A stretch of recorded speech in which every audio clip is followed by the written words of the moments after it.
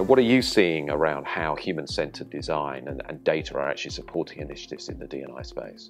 Can I reframe something? It's flipping the D&I to I&D. Yeah. And I think the traditional, that ties back to some of the analytics, as well as some of the regulatory and reporting requirements to have more disclosures around your diversity and composition of your workforce. And while that's great and that's so critical to do, that's the other side of the spectrum from inclusion perspective.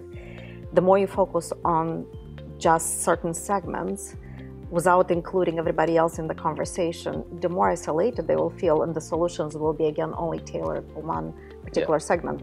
And that's why it's so much more critical to bring the inclusion first. Flip it around, yeah. Flip it around. And if you solve for somebody who is disabled, everybody else will be able to use it much better and benefit. The executive director of Amazing Community, Leslie Firestein, she recently got earpiece, yes, to address her hearing. And it's connected to Bluetooth, so now when she gets a phone call, she can quickly activate that. She can listen to podcasts instantly. There is so much benefit out of. I said, like, I want that earpiece as well. And it's that type of mindset when you design for everybody, for extremes, the mainstream benefits. Yeah. And it's great for the workforce, it's great for the society. You're including people traditionally excluding from the workplace. It's also great for your bottom line because now you're opening markets and new target segments where you can create better products and better distribution channels, as well as the reputation and the brand will be looked upon differently because now you have a bigger purpose to address.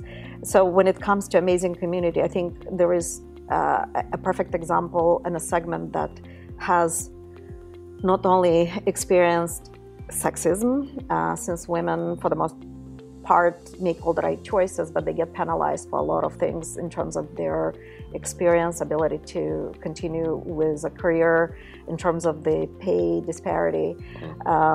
Every child is 4% penalty on women, when every child for women is 6% bonus when it comes to pay. So there are a lot of little things that women have to experience throughout their life just because they tend to have children, just because they tend to step into caretaking roles. The other thing about this segment is they experience ageism. They most likely will, have an outdated skill set, especially if they took a big career gap. They most likely will not look the look, and as a result, there will be a lot of bias even in the hiring process. They will have an outdated or stale business network that doesn't help them to get back into the workforce. So a lot of barriers that puts them at disadvantage. And the problem with this challenges they're experiencing is in the long term, they will outlive most likely their savings. Most likely they will outlive their spouse or partner, statistically speaking. And if they have and their social security savings as a result of their spotty employment history will be significantly smaller. So it's a matter of pushing them into poverty if something doesn't happen. But bringing back the inclusion part, if you design a solution that helps the specific segment, it will benefit everybody. Yeah. It's better for the economy because you have more people participating and contributing. It's better from health perspective on a health system because these people will have a reason and need to get up in the morning and go to work. It will contribute to the employment shortages because now you have more people doing bits and pieces of what needs to get done and providing more services.